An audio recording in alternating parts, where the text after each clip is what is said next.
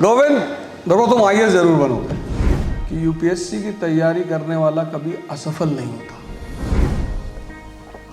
पानी है, कितने दौर से तुम देख रहे थे। अब तो लोगों के बड़े छोटे छोटे सपने हो गए। क्या करना है सर? नौकरी करनी है बस। नौकर बनोगे? नहीं सर, नौकरी करनी है, शादी हो जाती सर बस। Unacademy. Let's crack it.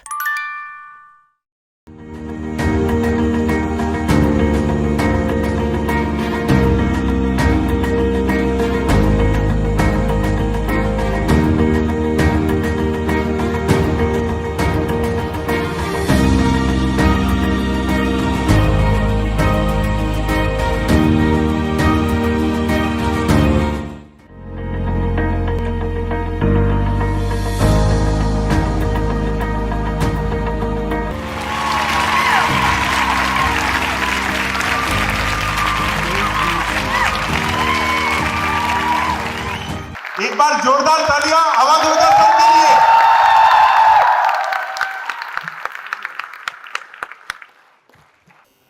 जय हिंद फ्रेंड्स। अरे भैया गोविंद देखो, तुम आईएएस जरूर बनोगे, पक्का बनोगे। बस इंटरव्यू में काम करना, ये कविता सुनाना ऐसे ही प्यार से।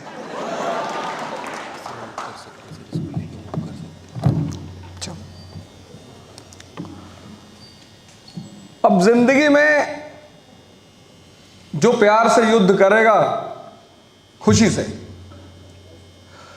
वो राजा कहलाएगा।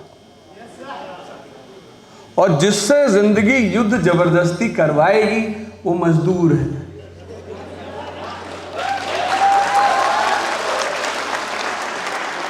और पता है राजस्थान को राजस्थान क्यों कहते हैं? क्योंकि यहां हर आदमी लड़ना जानता है, हर आदमी को लड़ना है। अलाउद्दीन खिलजी जब राजस्थान पहुंचा तो अमीर खुसरो ने कहा कि नहीं हरा पाओगे। उसने कहा क्यों? कहा नहीं हरा पाओगे। हम कह रहे हैं क्यों मत करो, जितना कह रहे हो उतना सुन लो, हरा नहीं पाओगे। और पूरी हिस्ट्री में अगर किसी को राजस्थान की गर्मी नहीं झेलनी पड़ी, अभी अनुज भाई ने कहा कि राजस्थान में दम तो है। दम क्यों नहीं होगा? जहां पुरुष तो लड़ना जानते हैं, स्त्रियां उनसे ज्यादा लड़ना जानती हैं।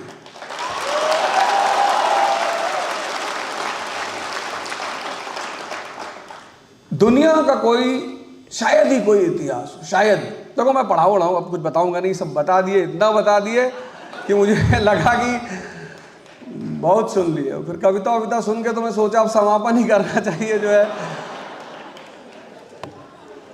दुनिया का शायद ही कोई ऐसा इतिहास हो, शायद,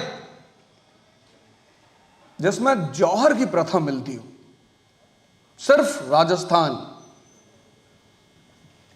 और पहली बार जौहर का जो मेंशन है अमीर खुसरो ने किया है रणथंभौर के युद्ध में। जब राजपूतों को लगा कि अब दिल्ली की सेना से जीतेंगे नहीं, तो यहां एक प्रथा थी बड़ी जबरदस्त। क्योंकि विदेशी आक्रांता जब भी देश में आते थे तो एक उद्देश्य तो लूटपाट होता ही था, लेकिन लूटपाट के साथ जो दूसरा उद्देश्य होता था वो था स्त्रियों को उठाना, स्त्रियों को उठाकर ले आना। तो जिस स्थान को अपने सम्मान की इतनी कसक हो, इतनी कि औरतें आग लगा रही, आग, जौहर सजाया जा रहा है कि आदमी जब युद्ध के लिए निकलेंगे तो औरतें जौहर करेंगी। दुनिया के किसी इतिहास में ऐसी किसी परंपरा की सूचना नहीं मिलती। तो आदमी तो लड़ते थे, स्त्रियां, और आदमी और स्त्री तो छोड़ो, इस प्रदेश में पशु भी आकर खतरनाक हो गया। चेतन,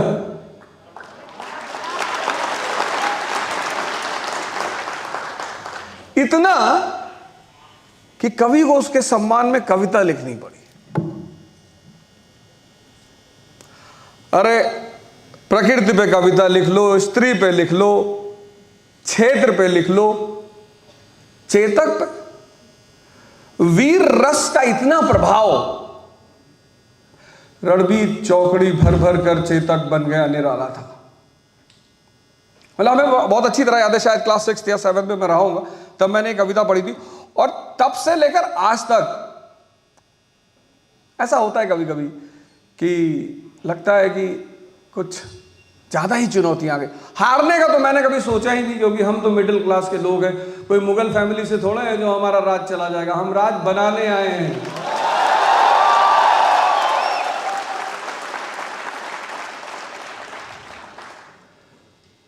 चिंता तो उनको होती है जो राजा महाराजाओं के खानदान में,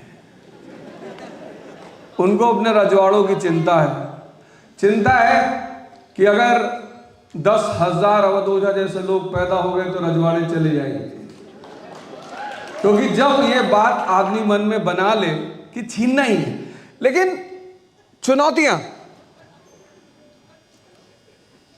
छीनना ही है, बनाने में बहुत टाइम लगता है, छीनना है वो मतलब एक जीवन का प्रण है। उद्देश्य तो मैं नहीं कहूंगा।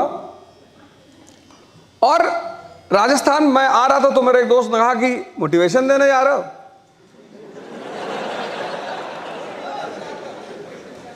मैंने कहा मोटिवेशन की जरूरत सिर्फ उन लोगों की पड़ती है जिनके उद्देश्य छोटे हैं और भोजन कमजोर है। मैगी खा रहे लोग,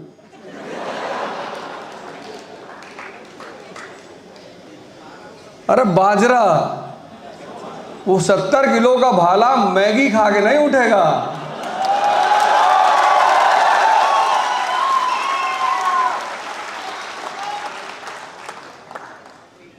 अब आते सर ने बताया सिलेबस क्या है, सुदर्शन सर ने आपको बताया कि मिथ क्या है, बहुत जबरदस्त। मतलब मैं तो कभी सुदर्शन सर को बोला नहीं, इनके कुछ ज्योग्राफी के लेक्चर मैं भी सुनता हूँ, बहुत अच्छा पढ़ाते हैं, बहुत बढ़िया। मतलब पढ़ाने का मतलब ये होता है कि बहुत इंफॉर्मेशन की बात नहीं होती है। आप अगर अपनी बात को सामान्य जन तक समझा ले जा रहे हैं तो आप एक बहुत अच्छे शिक्षक हैं। शिक्षक की परिभाषा ही यही है कि अगर आप अपनी बात को सामान्य जन तक, हर आदमी आपकी बात को अगर समझ रहा है, कुछ नहीं भी समझ रहे हैं तो कोई बात नहीं। दुर्योधन भगवान की बात नहीं समझा तो इंसान तो खैर बहुत छोटी सी चीज है, तो एक आध दुर्योधन तो अपवाद पे चलेगा। तो अब सबसे पहली बात जो मैं आपसे करूंगा कि सारी परीक्षा में सिलेबस आपको पता चल गया, मिथ आपको पता चल गया। विवेक सर हमारे आए, इकोनॉमिस्ट पढ़े लिखे होते हैं, बहुत पढ़े लिखे होते हैं, और जो बहुत पढ़े लिखे होते हैं, बहुत ज्ञानी होते हैं, वो डॉक्टर मनमोहन सिंह की तरह थोड़ा कम बोलते हैं, लेकिन फिर भी वो अपनी बात कहे। सब ने अपनी अपनी बात कही। अनुज जी ने हमारे आपको सारी चीजों से अवगत कराया। अब कुछ ऐसे पॉइंट्स हैं इस एग्जामिनेशन के जो मैं आपको अगले 5-10 मिनट में बताऊंगा। पहली बात, मैंने आपको एक पेपर भी दिया, आपको शायद सब लोगों को मिला होगा, तो वो तो हम बाद में करेंगे, कोई यहां पढ़ने तो आया नहीं है, आप रख लो अपने बैग में। लेकिन कुछ चीजें थी जो मैं आपको लाइव दिखाऊंगा अभी कि आप कहां गलती करते हो। आप टेंशन मत लो कि मेरा सिलेक्शन नहीं होगा, ये तो छोड़ दो आप। हम आईएएस की तैयारी 95% मिडिल क्लास करता है। और आतिश सर ने एक बहुत अच्छी बात कही, बहुत शुरुआत में, आपने उसको लिखा नहीं होगा, मैं कंफर्म हूं कि आपने नहीं लिखा होगा। उन्होंने कहा, मैंने उस पर तुरंत ताली भी बजाई, बड़ी जबरदस्त बात, कि यूपीएससी की तैयारी करने वाला कभी असफल नहीं होता।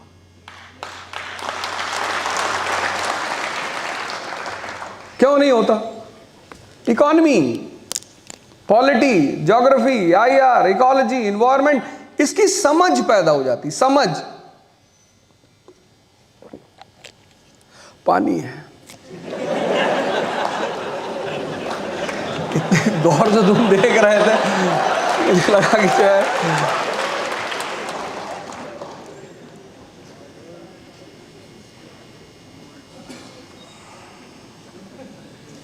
समझ, बड़ा प्यारा वर्ड है ये, समझ। यूपीएससी की तैयारी अब तक आप पढ़ते आए हैं, एकेडमिक्स में आपने पढ़ाई की है, लेकिन यहां ये नहीं कहते आईएएस की पढ़ाई, ये शब्द नहीं है। आईएएस की तैयारी, प्रिपरेशन। और प्रिपरेशन का जो सबसे पहला पिलर है जो आपको डेवलप करना है, इवॉल्व करना है, पढ़ तो आप बहुत लिए, आप पिछले 16-17 साल से पढ़ ही रहे हैं, तो फिर तैयारी में ऐसा क्या है जो आपको नया करना है, इवॉल्व करना है, किसकी? समझ की। अब ये समझ क्या है? दिल्ली की गद्दी पर जो भी बैठा उसकी लड़ाई राजस्थान से जरूर हुई। क्यों? गुजरात जाना है, राजस्थान से गुजरात जाना है, क्योंकि गुजरात का जो कनेक्शन है वो सेंट्रल एशिया और वेस्ट एशिया से। आज भी अगर तुम देखो चाबार का जो पोर्ट है ईरान का, उससे आज से हमारे संबंध नहीं है, बहुत पुराने। बसरा इराक का पोर्ट है, बसरा, छाबार, ग्वादर और लोथल, ये 4 नाम सुने? बसरा कहां है? इराक में। छाबार कहां है? ईरान में। ग्वादर कहां है? पाकिस्तान में। और लोथल गुजरात में। ये 4 पोर्ट पूरी दुनिया की इकोनॉमी संभालते थे, संभालते हैं और संभालते रहेंगे। पूरा वेस्ट और ईस्ट का ट्रेड इन 4 पोर्टों पे डिपेंड करता है, पूरा।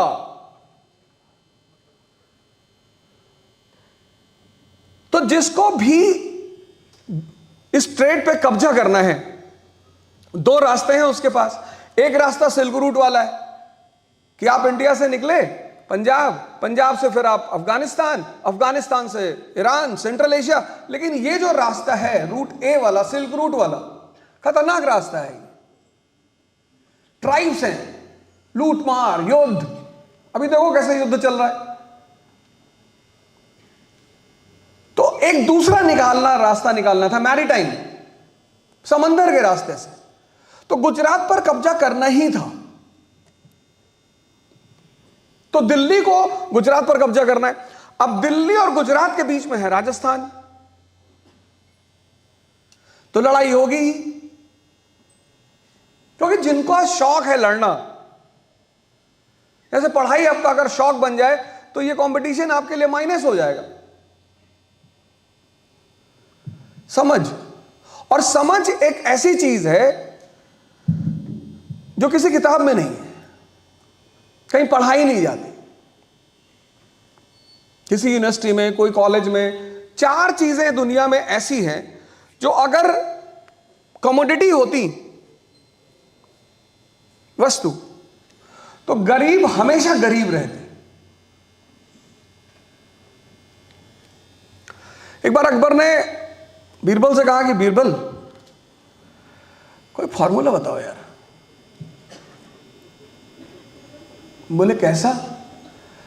बोले फॉर्मूला ऐसा बताओ कि हमारे परिवार का जो ये राजवंश है ये कभी खत्म ना हो। तो बीरबल ने कहा कि सरकार ऐसा कोई फॉर्मूला होता तो आपका राजवंश आता ही नहीं, क्योंकि अगर ये फॉर्मूला होता तो पहले के जो राजवंश है वो कभी खत्म ही नहीं होते। 4 चीजें, 4: अंडरस्टैंडिंग, डेयरनेस, एंथुजियाज्म और कॉन्फिडेंस। और ये 4 चीजें बाजार में नहीं मिलती। अगर ये मिलती तो अमीर इसको मोनोपोलाइज कर लेता।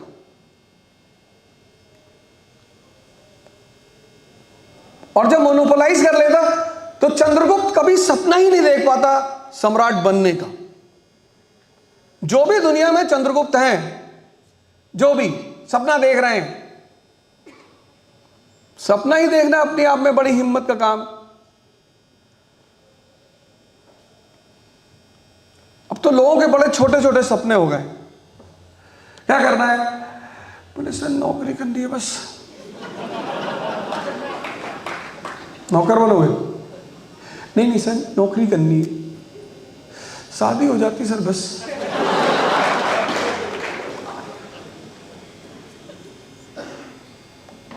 अब तो घरों में भी बचपन से यही बात कही जाती कि पढ़ोगे नहीं तो तुम्हारी शादी नहीं होगी और तुम्हारी नौकरी नहीं लगेगी।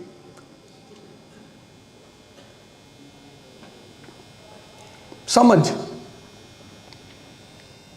चलो सिद्धांत अगर नहीं समझ में आता तो कहानी, एक बुढ़िया माता के घर में एक चोर कूदा रात में।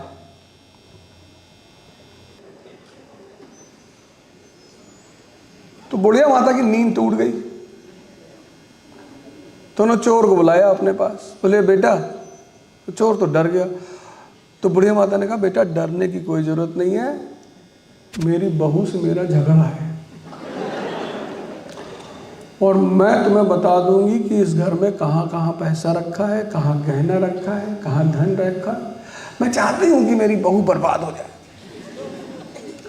चोर तो बड़ा खुश हो गया कि यार उतरते ही प्री निकल गया, ये तो पहला अटेम्प्ट दी है, प्री क्वालिफाई कर गए। निकल जाता है प्री कभी कभी। अब देखो जिसके कॉन्सेप्ट नहीं क्लियर है ना, उनका मेंस फंसेगा। चोर तो बैठ गया माता जी के पास। माता जी बोली कि देखो बेटा मैं तुझे सब बता दूंगी, उस खिड़की में क्या है, वहां क्या है, उस बॉक्स के नीचे क्या, लेकिन तुझे मेरी कहानी सुननी पड़ेगी। चोर ने कहा माता जी सुनाओ। तो बुढ़िया माता ने कहानी सुनाना शुरू किया। कहा कि बेटा एक बार मैं राजस्थान गई, राजस्थान के मरुस्थल में मैं घूम रही थी और घूमते घूमते मैं मरुस्थल में खो गई। और जब खो गई तो चील के एक झुंड ने मेरे ऊपर हमला कर दिया, और जब उसने हमला किया तो मैं चिल्लाई पंकज पंकज पंकज। तो बुढ़िया माता के बेटे का नाम था पंकज। निकल आया, उसने चोर को देखा, बहुत मार मारा। तो तुक्के में प्री अगर निकल भी जाए तो बेस में अगर कॉन्सेप्चुअल क्लियरिटी नहीं है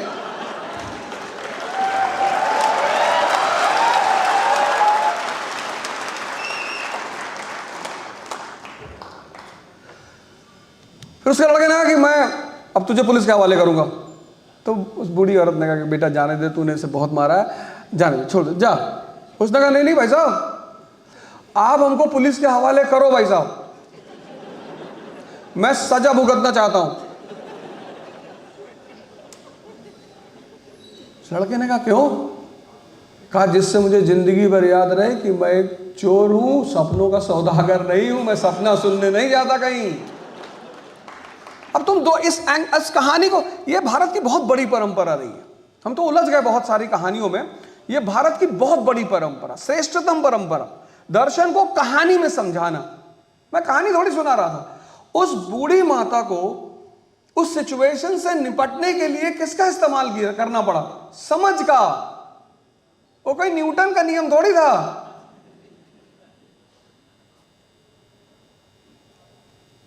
जब भी जिंदगी में परिस्थितियां तुम्हारे सामने आती हैं, जब भी, तो कौन तुम्हारी मदद करता है? तुम्हारी समझ।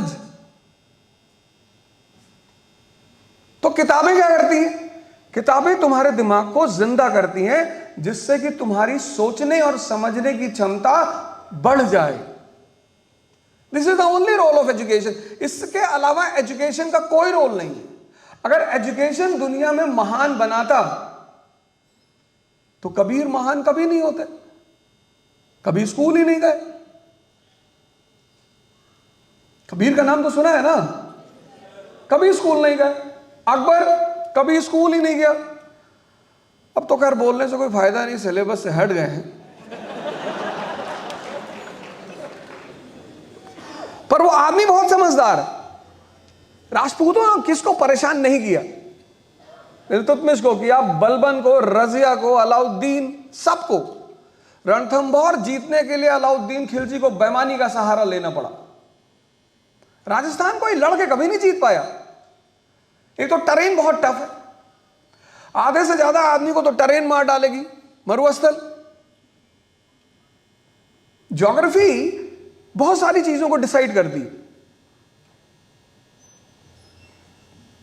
तो अकबर जब गद्दी पर बैठा और उसकी लड़ाई हुई, और खासकर मेड़ता की जब लड़ाई हुई 1561 में, उसने कहा यार ये तो बहुत जाबाज लोग हैं यार, बहुत डेंजर तरीके से लड़ते हैं। एक होता है लड़ना, एक होता है डरा डरा के मार डालना।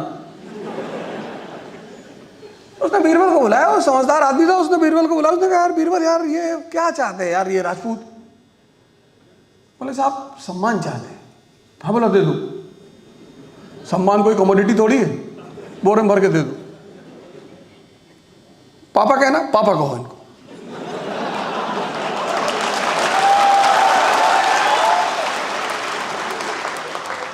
बोले साहब दूसरी की चीज क्या चाहिए?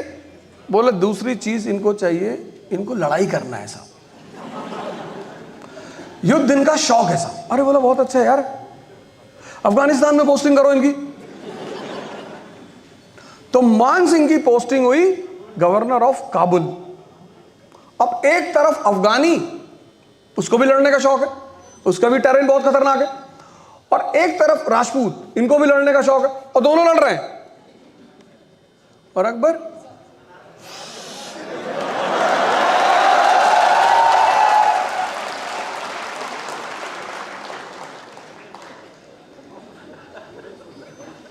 अरे भैया मैं अपनी तरफ से थोड़ा कह रहा हूं, ये तो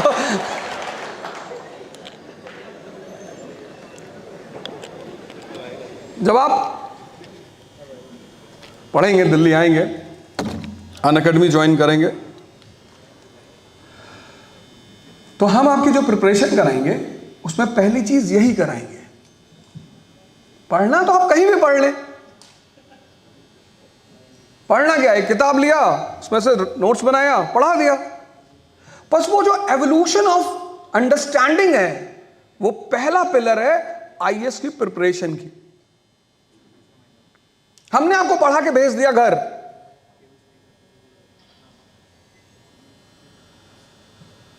इसलिए मैंने अनअकैडमी के प्लेटफॉर्म पर एक प्रोग्राम शुरू किया है। अनुज भाई वो आपको बताना भूल गए कि हर महीने एक संडे को मैं स्पेशली आपके पूरे महीने की इवैल्यूएशन करूंगा, पूरे महीने की, कि इस महीने आपने क्या किया, क्या गेन किया, करंट में क्या पढ़ाई किया, और आपने जो टेक्स्ट पढ़े हैं वहां से आपने क्या पढ़ा। क्योंकि जब आप घर जाते हैं, कोई भी कोचिंग कहां तक आपकी जिम्मेदारी लेती है, क्लास तक। और हमारे समय तैयारी करना बड़ा आसान था, क्लास से घर। 1990 किताबों के सिवा कुछ होता नहीं था। मां बाप इतना पैसा भेजते थे कि 2-3 तारीख को पैसा मिलता था तो खाने वाले को दे दिया, और पान वाले को, और चाय वाले को। 4 तारीख को पैसा खत्म। 3 तारीख को पार्टी होती थी जिस दिन पैसा आता था, और हर साल हर महीने किसी ना किसी का बंधा होता था कि भाई इस बार तुम दोगे, इस बार। और जिस महीने पार्टी होती थी उस महीने घर वालों से कहना पड़ता था कि जीएस का टेस्ट है तो 2000 एक्स्ट्रा।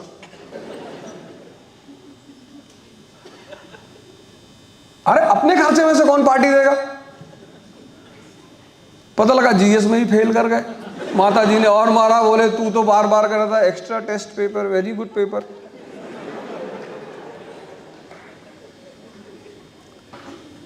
पहली बार जितने इंस्टीट्यूट्स हैं उनमें अनअकैडमी पहली बार यह काम करने जा रही कि हर महीने एक बार आपको आपका रिपोर्ट कार्ड दिया जाएगा, जिससे आपको यह इवैल्यूएट होता रहे कि आपकी तैयारी सही डायरेक्शन में जा रही है या नहीं। यह बहुत बड़ी बात है, क्योंकि अब जब आप घर जाते हैं आपके पास ऑप्शंस बहुत हैं। अगर मोबाइल है, अब चूंकि अब आप मोबाइल पे क्यों इतना कंसंट्रेट करते हैं? कोई भी आदमी डिस्ट्रैक्ट कब होता है? मन का कुछ नेचर है। ऐसा आप गौर करो, अगर आप कहीं बैठे हो, मूवी देख रहे हो, किसी को सुन रहे हो, और आप कनेक्ट नहीं कर पा रहे हो, और मजबूरी है कि आप उठ भी नहीं पा रहे हो, कभी कभी आप कुछ कर रहे हो, किसी को सुनने गए हो, आपको कनेक्ट नहीं हो रहा है। समझने की बात नहीं होती, समझ तब आता है जब आदमी कनेक्ट करता है।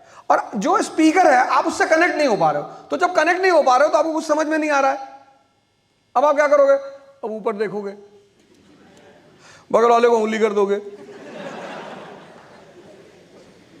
थोड़ा सा ताव में आ गए तो 4-5 लोग उठ के चले आओगे।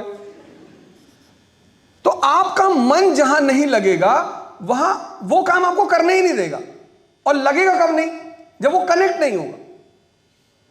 और कनेक्ट कब नहीं होगा? जब आप उस पर मनन नहीं करोगे। आपके इस मोबाइल ने आपके मनन करने की क्षमता को मारना शुरू कर दिया है, आपको पता नहीं चल रहा है। आप क्लास वर्क तो कर रहे हो, बहुत अच्छा, आप होमवर्क नहीं कर पा रहे हो। तो प्रिपरेशन का जो सबसे पहला पॉइंट है जो आपको डेवलप करना है अगले 10 महीने में। कई लोग हमसे पूछते हैं कोचिंग क्यों जाएं? मत जाओ। नहीं, क्यों जाएं? अरे मैंने मत जा, हम कोई कह रहे कोचिंग जाना चाहिए। आज के इस दौर में सबसे बड़ी चुनौती है सेल्फ डिसिप्लिन। 1000 घंटे का सिलेबस कोचिंग आपको टुकड़े में तोड़ तोड़कर हर दिन कराती है। तो अगर आप क्लास वर्क होमवर्क प्रॉपरली कर लो, आप में से 95% पता है क्या करते हो? आप होमवर्क नहीं करते हो क्योंकि आपको सोचना पड़ता है, पेन होता है यहां पे। आप आंख बंद करोगे, मिर्जापुर चल रहा है।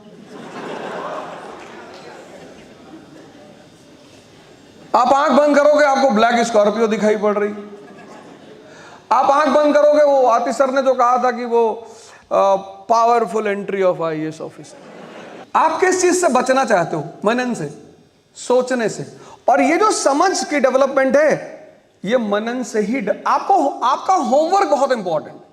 ये जो अभी सुदर्शन सर ने आपको दिखाया था ना कि आप सोचते हो 3-4 साल लगता है, लगता ही है क्योंकि आप एक छोटा सा वर्क नहीं करते। मनन, सोचना, करने, वो घर जाके सीखना है आपको। तो पहली चीज आपको ये करनी है। आईएएस की तैयारी में प्रिपरेशन शब्द का जो मतलब है वो है समझ का विकास, enhancing the understanding related to subjects. History क्यों पढ़ना है?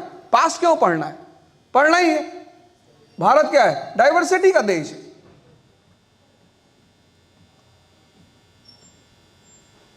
इंडियन सबकॉन्टिनेंट, अखंड भारत, इसे शायद मोदी जी बना ही ले जाएं, बना ही ले जाएंगे। अब तो सारी सिचुएशन उनके पक्ष में है। पाकिस्तान में कंडीशन देख ही रहे हो, प्रधानमंत्री पूर्व भाग रहा है कि भैया हम कुछ नहीं किए भैया, सॉरी भैया, गलती हो गई भैया, आर्मी डिवाइड हो गई है। तो बेचारे फंस गए हैं। नहीं नहीं, बेचारे नहीं, फंस ही गए हैं। मैं तो बताऊंगा चुनाव कैसे लड़ना है।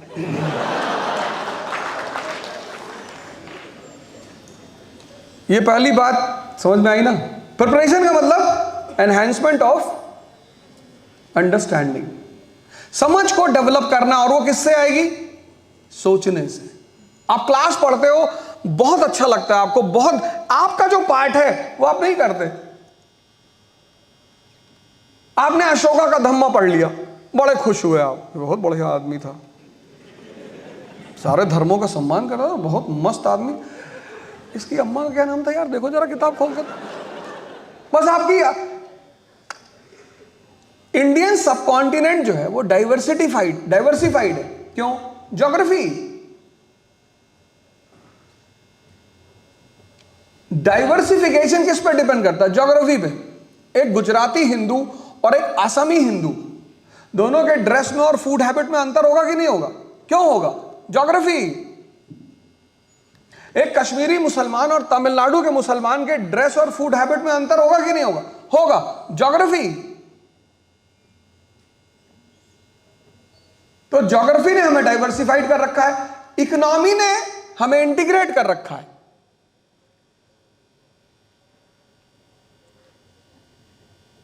किसने डाइवर्सिफाइड कर रखा है? ज्योग्राफी ने। और हमें किसने इंटीग्रेट कर रखा है? इकोनॉमी ने।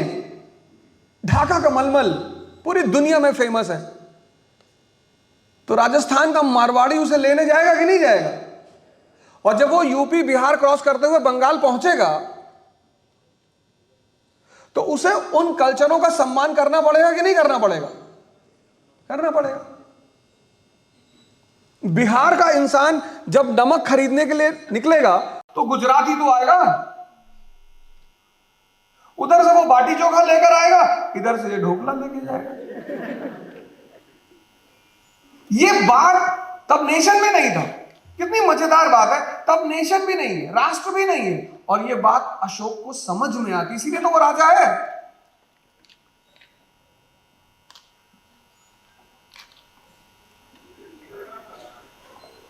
गाना बजा लो, नाचना मत।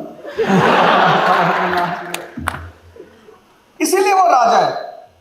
मैंने शुरुआत में क्या कहा, राजा वही है, उसे समझ में आती है बातें कि tension in a family and tension in a nation leads to destruction of a family and destruction of a nation.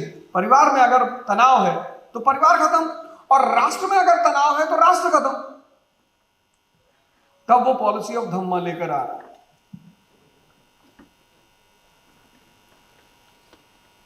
ये पहली आवश्यकता है, पहली समझ का विकास। आप कितना भी पढ़ लो, राजा भोज का नाम सुना ही होगा। तो एक विद्वान उनके दरबार में आया, उसको 30 लैंग्वेजेस आती थी, 30 और उसने राजा भोज से कहा कि राजा साहब, मैं 30 भाषाएं जानता हूं और 30 भाषाओं पर मेरा कमांड है, और मेरा दावा है कि आपके दरबार में जितने भी विद्वान बैठे हैं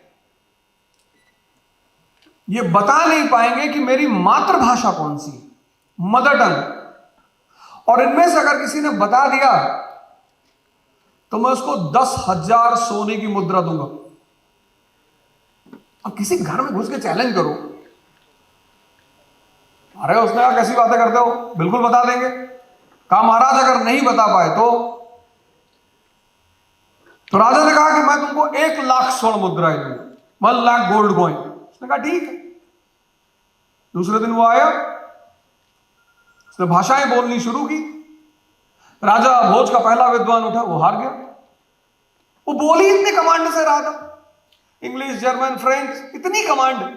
क्योंकि जब आप भाषा बोलते हो तो जो आपकी मदर टंग होती है, आपकी मदर टंग की एसेंट आपकी भाषा में आ जाती है।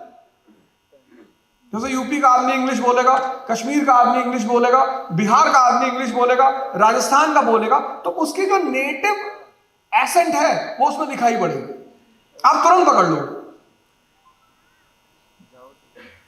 दूसरे दिन भी राजा का दूसरा विद्वान हार गया। ऐसे 10 दिन चलता रहा, वो 10,00,000 स्वर्ण मुद्राएं जीत गया।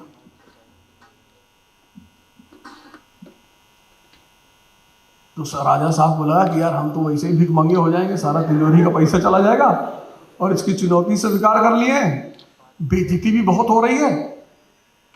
कालिदास को बुलाया,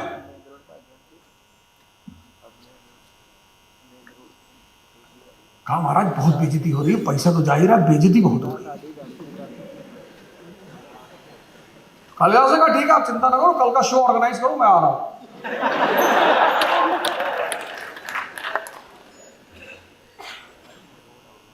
शो ऑर्गेनाइज, 11th डे वाला भी विद्वान हार गया।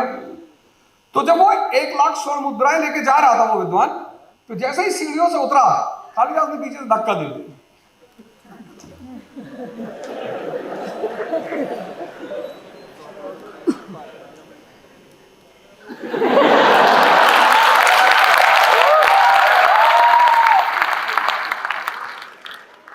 तो धक्का दे दिया, गिरा, सोने की मुद्राएं भी बिखर गई।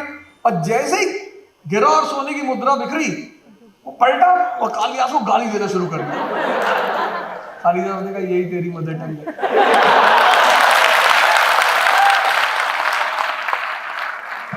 क्योंकि जो मजा गाली देने का मदर टंग में है,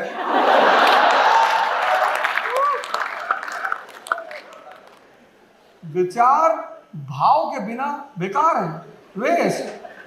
अगर विचार के साथ भाव ना जुड़ा हो,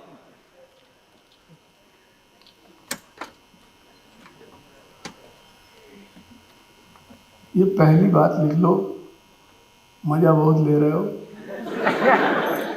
कि तैयारी का मतलब होता है समझ का विकास। और किसी को भी इस सेमिनार में लगता हो कि मेरी 2 साल से तैयारी है और मेरी समझ अच्छी हो चुकी है, वो कृपया करके अपना हाथ उठाइए। अगर उनके माँ बाप यहां बैठे हैं तो वो ना उठाएं। लाइव भी चल रहा है, अगर घर पर हिंसा होने की संभावना है तो भी ना उठाएं, क्योंकि माँ बाप दुखी बहुत होते हैं कि इतना पैसा दे रहे हैं, तुम जो है। अच्छा ठीक, मैं इन तक माइक पहुंचाऊंगा। क्या ऑप्शनल है तुम्हारा? बहुत बढ़िया, बहुत अच्छा। दरवाजा ही बंद कर दिया क्वेश्चन पूछने का। ऑप्शन ही नहीं है भाई साहब। जैसे तुम आईएएस का, बहुत बढ़िया, तुम्हारा भी आईएएस में होगा, बहुत बढ़िया, शानदार। तुम्हें कोई आईएएस में निकाल ही नहीं सकता। तो तुम इंटरव्यू बोर्ड में गए, उसने पूछा तुम्हारा आइडियल कौन, तुमने कहा मेरे पापा। अब इंटरव्यू बोर्ड को तुम्हारे पापा के बारे में कुछ पता ही नहीं। अगर तुमने गलती से कह दिया राणा सांगा तो तुम्हें बताना पड़ेगा, 50 क्वेश्चन तो पूछेगा ही। तो ये बहुत अच्छे, ये अप्रोच इतना प्यारा होता है जिंदगी की, दरवाजा ही बंद कर दो, बता ही नहीं सकते क्या करना क्या है। पूछते रहो जितना पूछना है। चलो कोई बात नहीं, बहुत अच्छा, शानदार। हिस्ट्री से पूछ लो सर। हिस्ट्री से? मैं अपने वेपन से किसी से नहीं लड़ता। सामने वाले का हथियार उसका होना चाहिए। तुम्हारा पीस 10+2 किस सब्जेक्ट से था? Sir mathematics sir. तुमको पता है मैंने मैथमेटिक्स पढ़ी नहीं।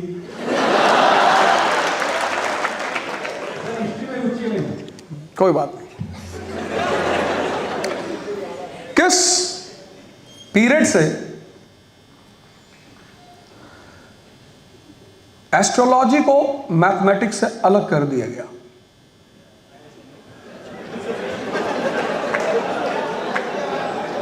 और कौन है वो भारत का इंटेलेक्चुअल जिसने ये काम किया? सवाई जैसी। गलत है बेटा।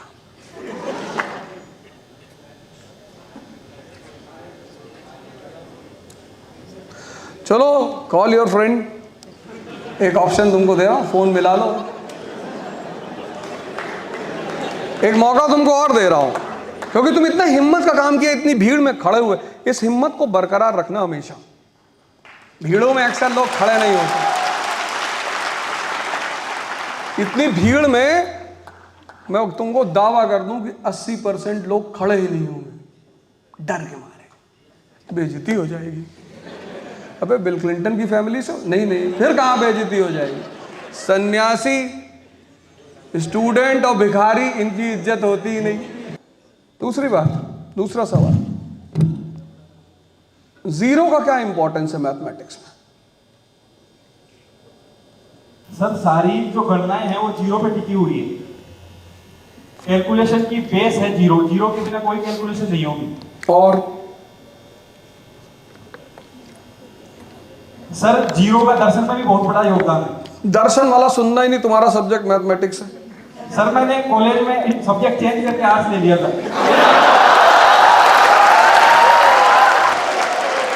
देखो मैं तुम्हें एक बात बताऊं, राजस्थान के मारवाड़ के एक राजा थे, अजीत सिंह। अजीत सिंह के पिताजी का नाम पता है? जसवंत सिंह। तो जसवंत सिंह जी धर्मत के युद्ध में वापस चले आए। उनकी रानी ने उनसे मिलने से इनकार कर दिया था। तुम वही गलती कर रहे हो। अब तुम कह रहे हो मैंने ऑप्शन चेंज कर दिया, मैथ, ये बगल वाला मुझसे कह रहा था तू मैथ बोल। अब जब कूद ही गए तो लड़ेंगे। तुम मुझसे एक चीज सीखो। देखो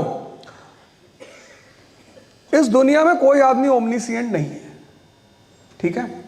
तुम भी अगर मुझसे 4 सवाल पूछो तो मैं भी नहीं बता पाऊं।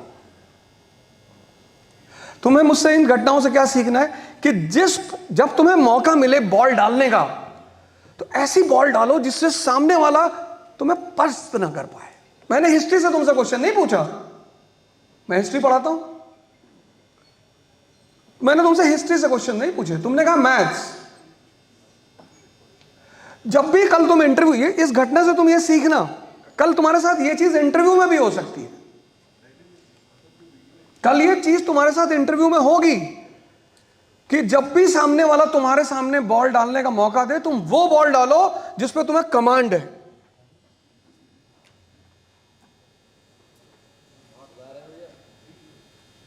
कितने साल से तैयारी कर रहे हो? एक साल से। अच्छा, जब ये देश आजाद हुआ तो हमारी फॉरेन पॉलिसी का एक बहुत बड़ा हिस्सा था पंचशील। क्यों? आराम से बताओ, रिलैक्स हो। मैं वो पूछ रहा हूं कि तुम एक साल पढ़े तो तुम क्या समझे। मैं तुम्हारा नॉलेज नहीं चेक कर रहा हूं, नॉलेज मत बताना, अपना जो तुम समझे वो बताओ। सर मैं ये समझा हूं कि जिस स्थितियों में भारत आजाद हुआ था, पहली बार तो नेहरू जी थे, उन्होंने पंचशील की संक्रिय नीति दी थी।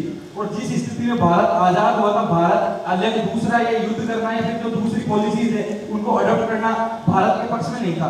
भारत शांति से ही रह सकता था उस टाइम पे। अच्छा ठीक है, बैठो। अब देखो, पढ़ा तो इन्होंने पढ़ाई की, खूब मेहनत किया। अ इन्फेंट नेशन, ये फॉर्मूला है, a infant nation and a nation in crisis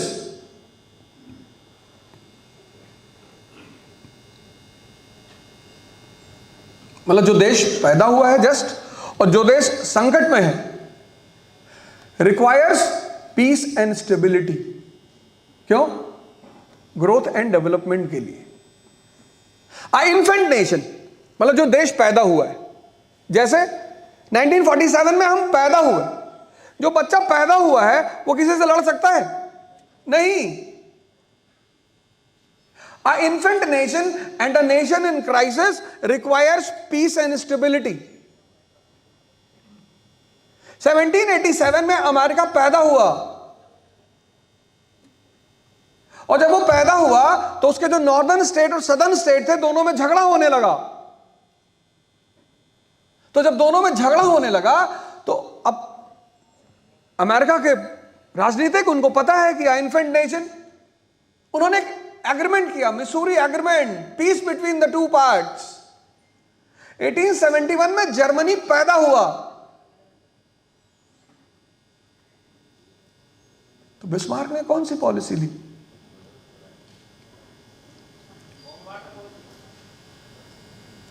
eighteen 1871 से लेकर 1870 से 1890 बिस्मार्क क्या कर रहा है? Peace with Europe.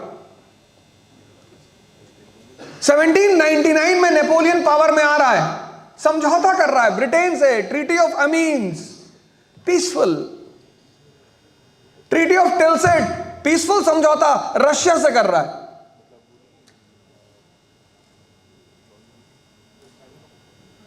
पीसफुल समझौता नेपोलियन ऑस्ट्रिया से कर रहा है 1799 में। क्यों? क्योंकि 1789 में फ्रेंच रेवोल्यूशन हो चुका है, कंट्री अस्थिरता के दौर से गुजर रही है।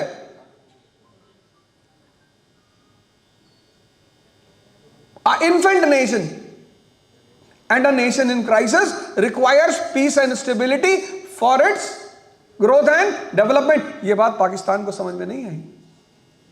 1947 में पैदा हुआ, 48 में पहला वॉर। आज क्यों बर्बादी के दौर से गुजर रहा है? समझ डेवलप नहीं की। इसलिए नेहरू जी ने पंचशील अडॉप्ट किया, क्योंकि हम पैदा हुए थे। हमारी पहली प्रायोरिटी क्या थी?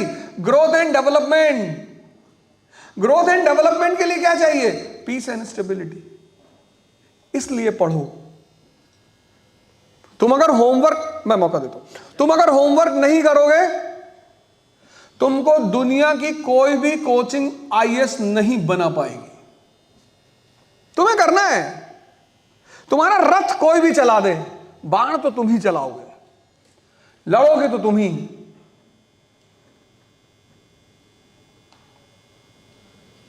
जब भी कोई महाभारत में एंटर करता है, जब भी, तो वो अर्जुन होता है, और हर अर्जुन को एक कृष्ण की तलाश होती है। कृष्ण मतलब वो आदमी जिसके पास श्रेष्ठ अनुभव है। ज्ञान तो है ही, अनुभव। तो जैसे तुम सिलेबस देख के डर जाते हो, ऐसे अर्जुन भी सिलेबस देख के डर गया। भीष्म पितामह, द्रोणाचार्य, अश्वत्थामा, कर्ण। तब उसने पलट कर पीछे कृष्ण से कहा कि मालिक, हमसे ना हो पाएगा। इतना poverty and hunger paper 1, poverty and hunger paper, ये सब कैसे होगा मालिक? आप दिए हो कि नहीं?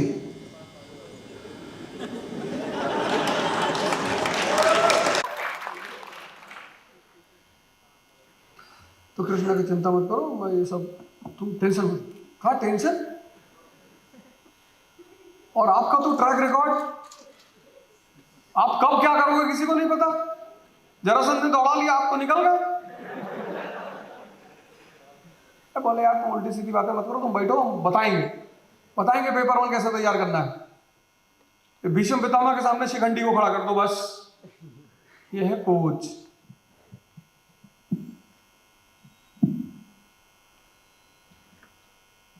और जब तुम सपना देख रहे हो तब डर काहे रहे हो? जब तुम सोचते हो एवरेस्ट की पीक पे चढ़ेंगे तो एवलांचेस का खतरा तो है ही है। आगे लपेटे में गए।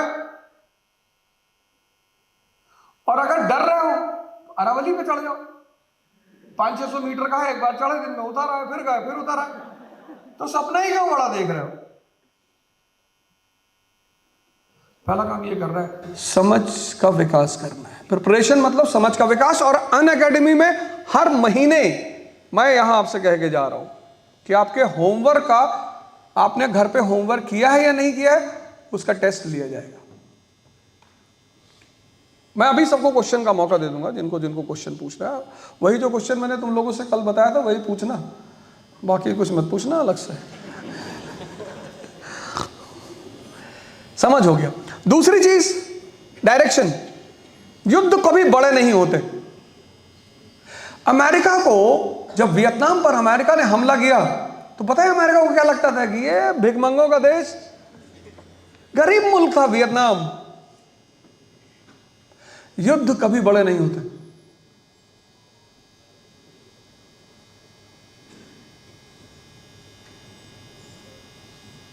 पंद्रह दिन का टाइम मांगा था, 15 दिन, बोले 15 डेज सब सेटल कर देंगे।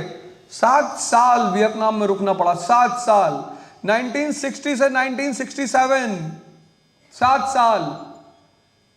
7 साल वियतनाम अमेरिका की दुनिया की सबसे डेवलप्ड फोर्सेस से लड़ता रहा।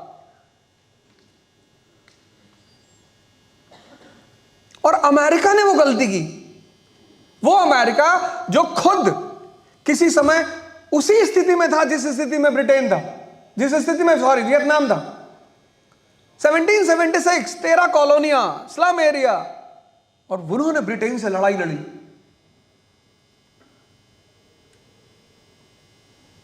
युद्ध कभी बड़े नहीं होते।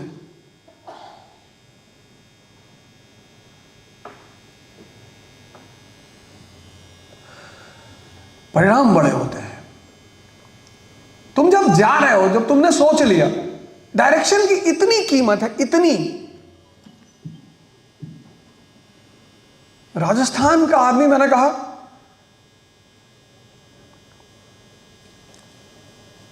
पृथ्वीराज चौहान, मोहम्मद गौरी, तराइन का पहला युद्ध जमीन पे पड़ा है मोहम्मद गौरी। सिर्फ इसको अलग करके देखना था, बस निकल गया। हाँ,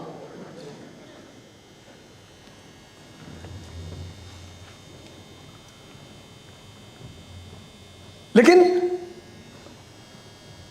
पृथ्वीराज चौहान छोटी सी गलती कर गए कि निहत्था है तो मध्य एशियाई है। यह गलती शिवाजी ने नहीं की।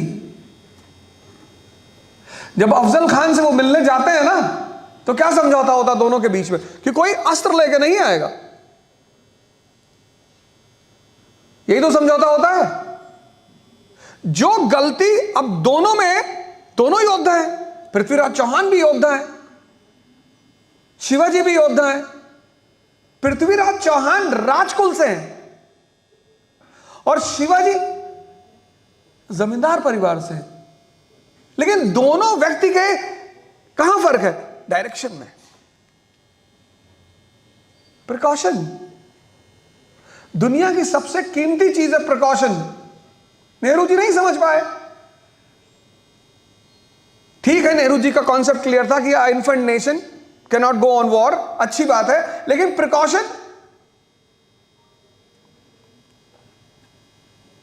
प्रिकॉशन तो रखना चाहिए ना भाई। तुम्हारा 15 साल का दोस्त बचपन से तुम्हारे साथ पढ़ा है और तुम और वो दोनों एमपी का इलेक्शन लड़ रहे हो जयपुर से, राइवल हो गए?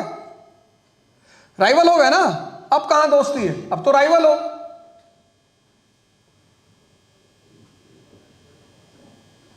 और अगर वो तुमसे एक दिन कहता है कि शाम को स्टारबक्स में कॉफी पीते, बड़ा दिमाग खराब है यार, अकेले आना। हाँ, तुमने कहा अकेले आएंगे, जाओ। कब? उसने कहा 6 बजे आना, शाम को अकेले आना। तुम 6 बजे जाओ चाय पीने, लेकिन 4 बजे पूरे स्टारबक्स के स्टाफ को अपने आदमियों से बदल दो, तुम्हारे लोग, और 6 बजे बैठ के चाय पियो, कॉफी। और गलती से अगर तुम्हारे दोस्त ने तुमको आंख दिखा दी, प्रिकॉशन।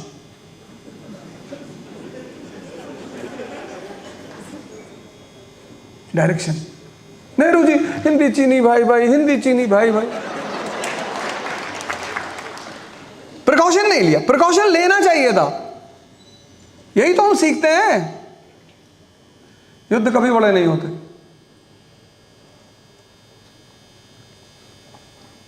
तुम अगर हिस्ट्री पढ़ोगे यूपीएससी की तैयारी में, वर्ल्ड हिस्ट्री पढ़ोगे, तो तुम्हें पता चलेगा कि अरब जो दुनिया है, अरब वर्ल्ड है, वहां की औरतें और यूनाइटेड स्टेट्स ऑफ अमेरिका की औरतों में क्या फर्क है।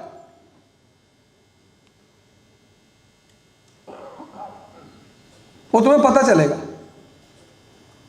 कल तुम पॉलिसी बनाओगे।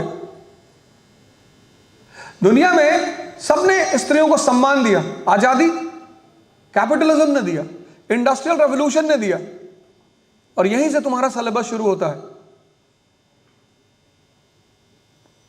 जैसे आज जो अमेरिका की स्थिति है वो आज से 100 साल पहले नहीं थी। जैसे हम आज जातिवाद से लड़ रहे हैं, संप्रदायवाद से लड़ रहे हैं, ऐसे वो नस्लवाद से लड़ रहे थे, ब्लैक एंड व्हाइट। पर ब्लैक उनका प्रेसिडेंट बना ना, बराक ओबामा।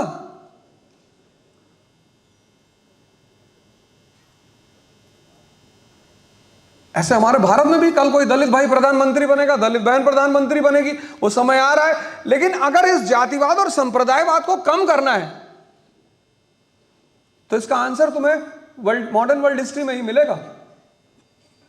जैसे ही भारत में इंडस्ट्रियल रेवोल्यूशन बढ़ेगा, इकोनॉमी चेंज होगी। आज अमेरिका में क्या है? अमेरिकन्स। चाइना में क्या है? चाइनीज। इंडिया में कौन है? इंडियंस। किसकी वजह से? इंडस्ट्रियल रेवोल्यूशन की वजह से। तुमको बाजार में सामान मिलता है made in US, made in China, made in India. कोई मेड इन सीरिया मिला? Made in Iraq, made in Syria, made in Iran. जैसे ही इंडस्ट्रियल रेवोल्यूशन होगा, मतलब प्रमोशन मिलेगा, इकोनॉमी चेंज हो जाएगी। जैसे इकोनॉमी चेंज होगी, सोसाइटी चेंज हो जाएगी। अब जैसलमेर में इंडस्ट्री लग गई, धोती पहन के जाओगे, और धोती पहन के गए मैं इंडस्ट्री के अंदर, और धोती मशीन में घुस गई।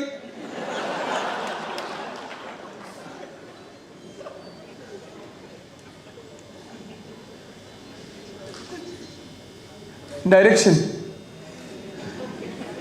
धोती की नहीं, तुम्हारे तैयारी की कह रहा हूं।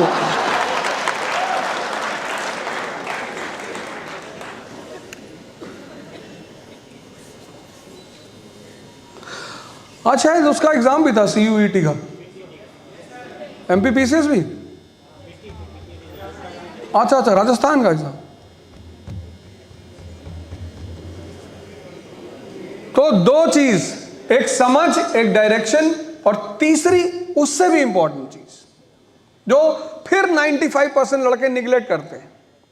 एक महात्मा जी थे, उनको कोई कुछ भी बोले, गाली दे, नाचे, जब वो प्रवचन दे, लोग सामने खड़े होकर हूट करें उनके सामने, वो मुस्कुराते थे।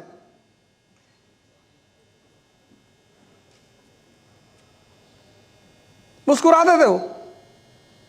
लोग बड़े प्रभावित होते थे कि यार गजब महात्मा जी, गजब सिद्धि पा ली इन्होंने। भाई मैं बोल रहा हूं, अभी कोई खड़ा होकर गाली देने लगे तो अगर नहीं होगी तो सीख लूंगा, और अगर पुरानी होगी तो उसको कुछ 10-12 नहीं बता दूंगा। सिखाना है हर फील्ड में।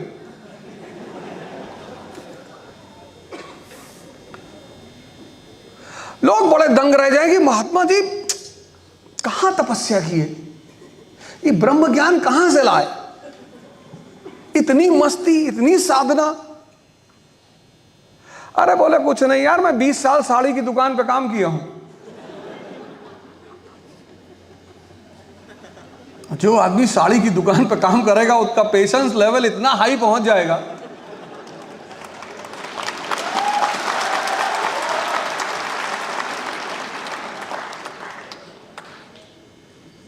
ये तीसरी चीज प्रैक्टिस। इतनी प्रैक्टिस करो, इतनी।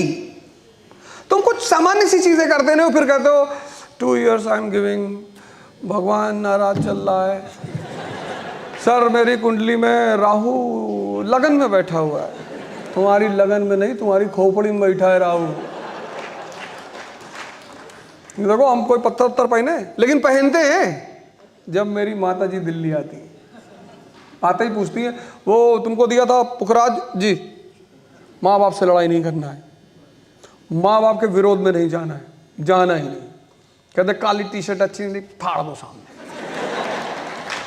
क्योंकि दुनिया में तुम्हारी बदतमीजियों के साथ अगर तुम्हें कोई प्यार करेगा तो वो सिर्फ तुम्हारे माँ बाप हैं, बाकी सब तुम्हें भगा देंगे।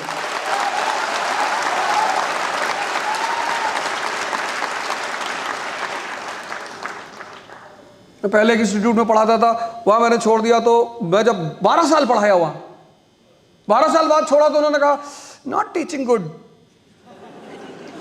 12 साल बाद तुमको पता चला। अभी मैं जहां था वहां से भी छोड़ दिया। तो कह रहे पैसे के पीछे भागे जा रहे हैं, तुम संत हो, तुम भी तो पैसा कमा रहे हो, अपना पैसा कमा रहे हो, हमको सिक्का दे रहे हो।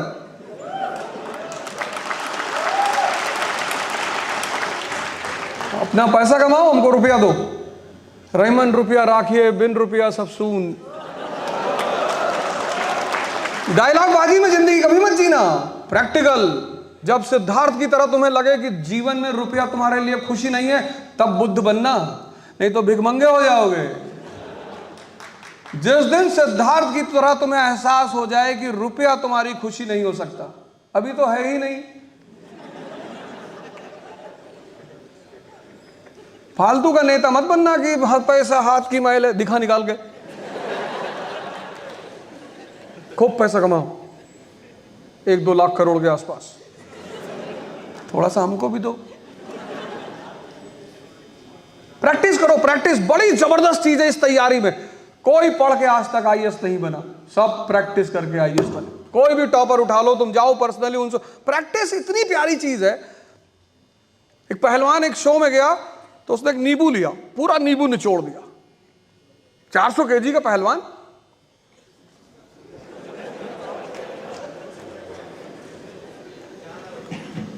निचोड़ दिया। फिर नींबू उसने सामने रखा,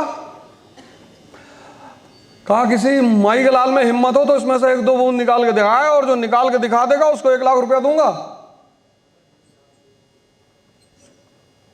एक बहुत दुबला पतला आदमी भीड़ से उठा, ऐसे चढ़ के आया, उठाया नींबू, 3-4 बूंद निकाल ली। पहलवान जी की तो हालत ही खराब हो गई कि अरे यार ये क्या हो गया। पहलवान जी ने कहा कि प्रभु आप कौन? अरे बोले यार राजस्थान जयपुर से सीकर जो बस चलती है उसमें मैं चना बेचता हूं।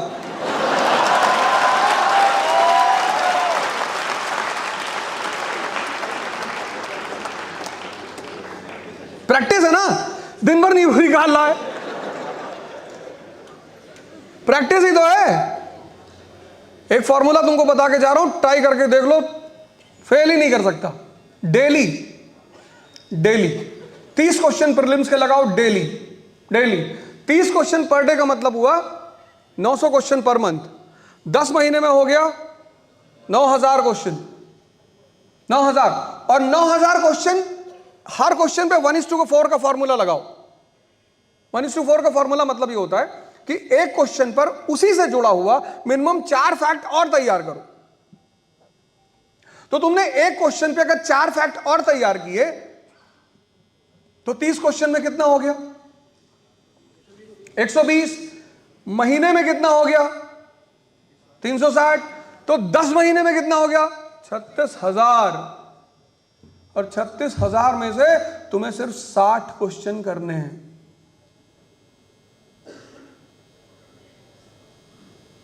तीस क्वेश्चन पर डे। ज्यादा बड़े टारगेट, ये मन के चक्कर में मत पड़ना। ये बड़े बड़े टारगेट बनाता है, सुबह उठेगा कहेगा आज 14 घंटा पढ़ेंगे।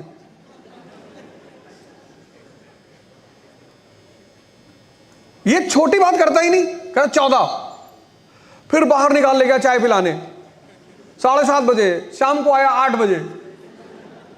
फिर जब शाम को आया, अब 14 घंटा तो पढ़ नहीं पाया, तो फिर जलील भी करता है कि कुछ नहीं कर पाओगे जिंदगी में, आज कहे थे 14 घंटा पढ़ेंगे और ये है वो है फलाना। तो तुम छोटा टारगेट बनाओ, छोटा। तुम जब उठो सुबह तुम कहो आज 2 घंटा पढ़ेंगे। तुमसे ये कहेगा कि 2 बस, हाँ कहते बस 2। ये तुम्हें बेवकूफ बना रहा है, तुम इसको बनाओ। प्रैक्टिस करो खूब जबरदस्त तरीके से। और एक क्वेश्चन मेंस का लिखो तैयारी होने के बाद। एक क्वेश्चन मेंस का, 30 क्वेश्चन एक महीने में, तो 10 महीने में 300। तुम कोशिश करो कि तुम कम से कम एक साल में 1000 क्वेश्चन मेंस के लिख लो। प्रैक्टिस बहुत खतरनाक चीज है। बाबा रामदेव प्रैक्टिस दिन भर वो योगा ही करते हैं, इंटरनेशनल योगा गुरु। मतलब मैंने उनको देखा ग्लासगो में, अंग्रेज सब बैठे हुए थे और वहां पे वो कपालभाति, मुझे उनको बहुत सम्मान है उनके प्रति। वो बेचारे वहां सारे अंग्रेज जो इन्होंने हम पे 200 साल का शासन किया, उनको बैठा के बता रहे थे कि इनसाइड हिट हिट और हिट। वो मुझे इतना मजा आया देख के, मैंने कहा बाबा बिना प्रोडक्ट का व्यापारी, बिना प्रोडक्ट क्या बेच रहे हैं? सांस। ले भी नहीं जाना उठा के, शिपिंग का टेंशन नहीं, लाइसेंस नहीं लेना, तुम जहां जा रहे हो साथ में जा ही रही है। कितना बड़ा काम किया उन्होंने, योग को इंटरनेशनलाइज कर दिया। कितना बड़ी बात। और इस देश के साधु संतों से पश्चिम बहुत चढ़ता है, बहुत। चौथी बात बताने जा रहा हूं। पहली बात समझ, दूसरी बात डायरेक्शन। बिना डायरेक्शन के आगे मत बढ़ो। जहां तुम्हें टेंशन हो रही, समझ में नहीं आ रहा है, सबसे राय मत लो। आजकल लोग YouTube पे देखकर बहुत सारी दवा खाते हैं। किसी का बाल झड़ रहा है, अब YouTube पे बता रहा है कि थोड़ा सा नीम ले लें, उसमें अदरक डाल लें, रात में पेस्ट लगा के सो गए, सुबह कोई बाल ही नहीं है। भैया ये बाल सबके झड़ते हैं, उसमें कोई टेंशन लेने वाली बात नहीं है। मेरे तो नकली है, नहीं असली ही है, कोई टेंशन नहीं। और कैपिटलिज्म का युग चल रहा है, अगर झड़ भी गया तो कोई दिक्कत नहीं। कल तुम आइए सो जाओगे फ्रांस में जाकर वीविंग करा, यहां तक बाल लेके ऑफिस में जाना, तुम्हें क्या दिक्कत है? दुनिया में जितनी चीजें दोबारा आ सकती हैं उनको लेकर कभी टेंशन नहीं लेना चाहिए।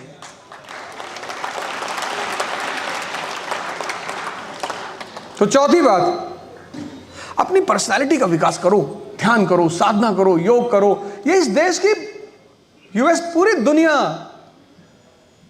तुम सारा खेल खेलोगे मन पे। तुम्हारा जीवन का सारा जो केंद्र है वो तुम्हारा मन है। तुम सोचोगे मन से, डिसीजन लोगे मन से। तुम्हें सुबह उठना है तो भी तुम मन की वजह से उठोगे।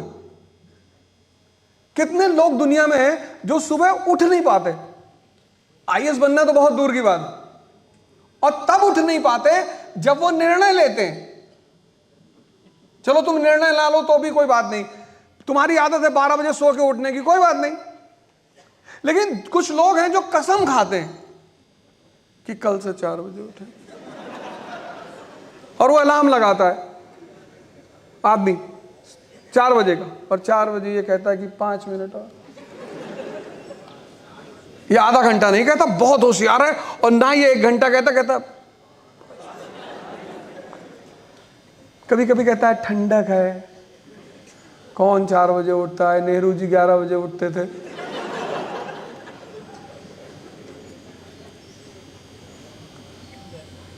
जो अपने से नहीं जीत पा रहा वो दूसरे को क्या हराएगा?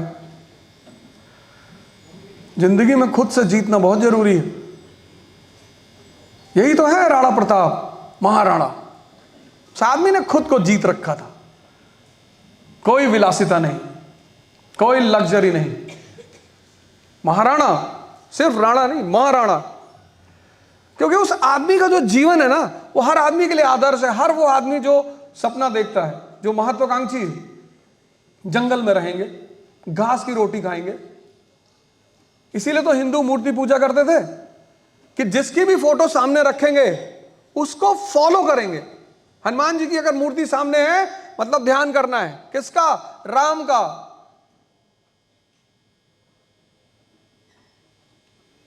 सिर्फ पढ़ना थोड़ी है। चौथा काम, क्योंकि तुम जितने बड़े काम करोगे उतने बड़े व्यक्तित्व की तुम्हें जरूरत होगी। सर सैयद अहमद खान अलीगढ़ में यूनिवर्सिटी बनवा रहे थे, college, Anglo Mohammedan oriental college. University तो 1920 में बनी वो। तो एक लाला जी थे अलीगढ़ में, उनसे वो पैसे मांगने गए कि साहब कुछ चंदा दे दिए। तो जब पैसे मांगने गए तो अब लाला जी के मन में कुछ रहा होगा, उन्होंने जब हाथ फैलाए उन्होंने उनके हाथ में थूक दिया। जब उन्होंने थूक दिया, उन्होंने उस थूक को ऐसे फोल्ड किया, अपनी जेब में रख लिया, कहा शुक्रिया। अब लाला जी तो टेंशन में आ गए कि ये क्या हो गया यार, इस आदमी को भड़कना चाहिए था। तो उन्होंने कहा जब भी कोई एक्स्ट्रा ऑर्डिनरी वर्क करता है तो तुम क्यूरियस हो जाते हो कि कैसे कर लिए।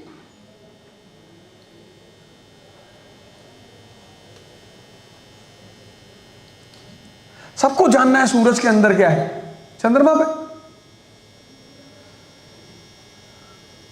तो लाला जी ने फिर पूछा, कहा महाराज शुक्रिया कह रहे हैं? हाँ बोले, कहना ही था, क्योंकि जिसके पास जो होगा वही तो देगा। तुम्हारे पास यही था, तुमने यही दिया। सबसे ज्यादा चंदा दिया एंग्लो मोहम्मडन ओरिएंटल कॉलेज के लिए। पर्सनालिटी। तुम्हें डेली अवध ओझा, सुदर्शन गुज्जर, आतिश माथुर, ये सब डेली थोड़ी तुमको मिलेंगे कि ओ सर हाँ इंजेक्शन लगा दिया।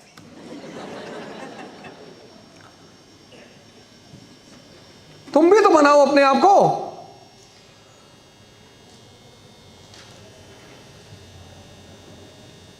तुम भी तो हीरो बनो। तुम क्यों खाली बैठे हो? बुद्ध ने कहा नहीं, आत्म दीपो भव, हम अपना दीपक खुद जलाएंगे।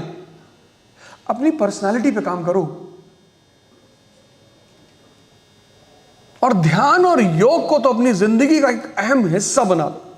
मतलब हम अगर नहीं करते, एक तो मेरे पिताजी,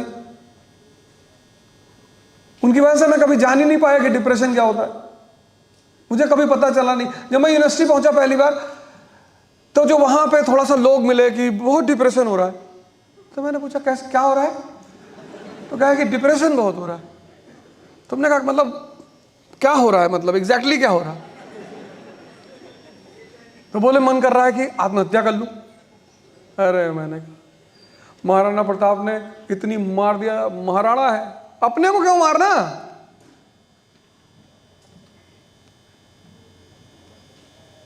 लड़ाई है, ये पूरा जीवन एक युद्ध है। जिसको नहीं लड़ना है वो हिमालय चला जाए।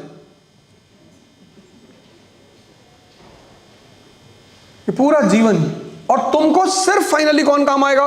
तुम्हारा मन। तुम्हारे सामने सिचुएशन होगी, तुम्हें इमीडिएट फैसले लेने होंगे।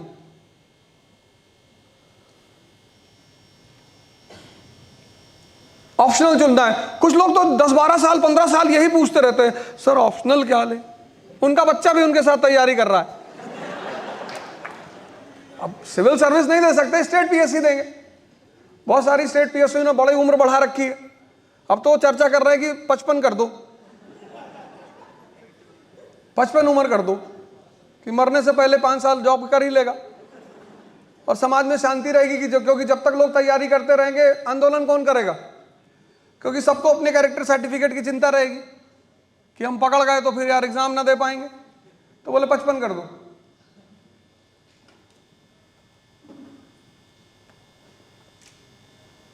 अपने ऊपर काम करो। मतलब 4 चीजें मैंने आज आपसे कही। पहला क्या करना है? समझ को बढ़ाना है। दूसरा क्या करना है? डायरेक्शन। तीसरा प्रैक्टिस, कि कोई कितना भी कर दे तुम आके घुमा ही दो। और चौथा अपने व्यक्तित्व पर ध्यान दो, क्योंकि राजशाही में सबसे बड़ी चीज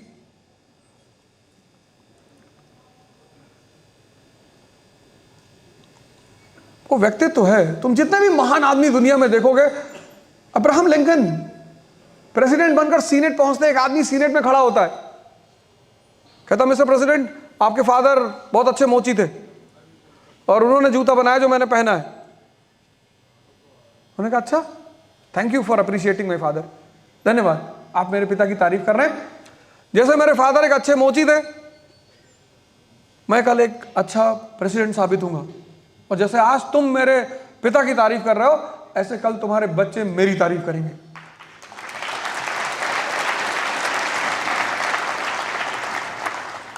भाई क्या सोचा होगा उसने कि ह्यूमिलिएट करेंगे। जब भी तुम आगे बढ़ोगे ना, ये पूरा समाज तुम्हारा परीक्षा लेगा कि दम है, तुमको पीछे से पत्थर मारेगा, गाली देगा, तुम्हारी बुराई करेगा। वो तुम्हारा दुश्मन नहीं है।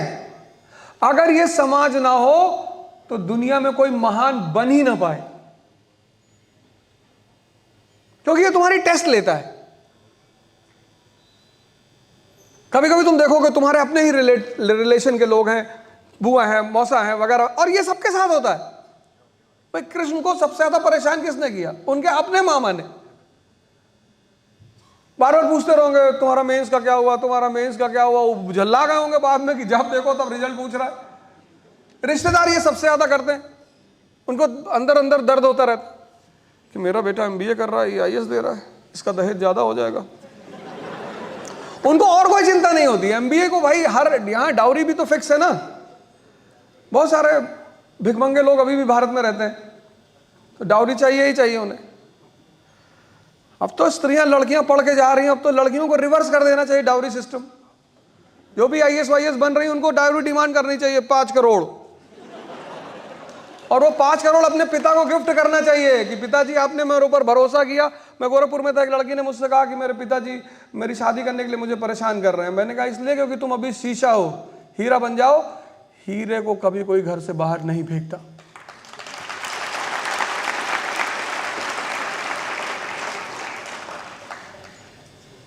ये 4 चीज कर लो।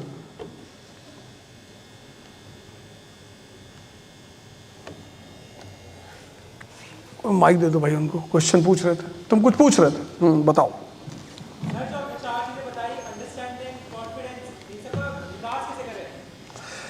इन सब का हाँ हम बनाएंगे ना, हम इसीलिए तो आए तुमको कनेक्टिविटी बताने के लिए। पढ़ाई देखो, तोता जो है, तोता कुछ चीजें हमारे कल्चर में, पूरी दुनिया में लगभग जैसे जब हम शक्ति की बात करते हैं तो हॉर्स पावर की बात करते हैं, ठीक। जब हम राजशाही की बात करते हैं तो शेर की बात करते हैं। जिस पढ़ाई से तुम्हें जीवन में कोई फायदा ना मिले तो हम क्या कहते हैं? तुमने मूवी देखी 3 इडियट्स? सोचो, डीन को अपने स्टूडेंट से नफरत हो जाती है उसकी काबिलियत देख के। उसका डीन उसका हाथ पकड़ के उसको क्लास में ले जा रहा है, और डीन का नाम क्या है? वीरू सहस्त्र बुद्धि, जिसके पास हजारों सहस्त्र लाखों बुद्धियां हो। वो कितनी बेवकूफी की हरकत कर रहा है, अपने स्टूडेंट से नफरत करता है। और नफरत किस बात पे? उसके टैलेंट को देख के। तुमने मूवी देखी थी? उसने वही तो, तुमने ध्यान से नहीं देखा ना। तुम किताब भी ध्यान से नहीं पढ़ते और मूवी भी ध्यान से नहीं देखते। तो वो बोर्ड पर लिखता है, 2 नाम लिखता है, मैं तो मजा नहीं रहा था। आगे से नाम लिखे दोनों, मैं तो खुश देखो सिर्फ मजे मत लेना, बहुत सारे लोगों ने शादी मजे के लिए की, नर्क बन गई जिंदगी।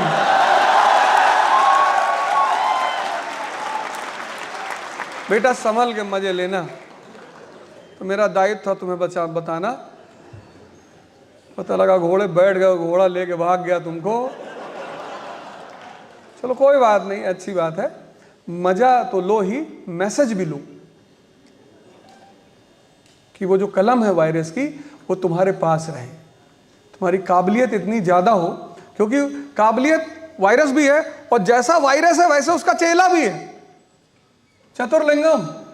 वो दुबे उसको कहता है कि सर मैं आपको इसकी मीनिंग बता दूं, कहता दुबे जी मतलब नहीं चाहिए।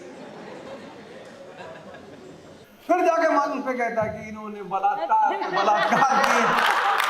सर जैसे मुन्ना भाई एमबीबीएस से सुप्रीम कोर्ट ने इंस्पिरेशन ली थी कि इमरजेंसी के टाइम पे जो भी व्यक्ति आए उसको छूट दी जाए, किसी कुछ पूछताछ नहीं होगी, वैसे मैसेज दिया जाए।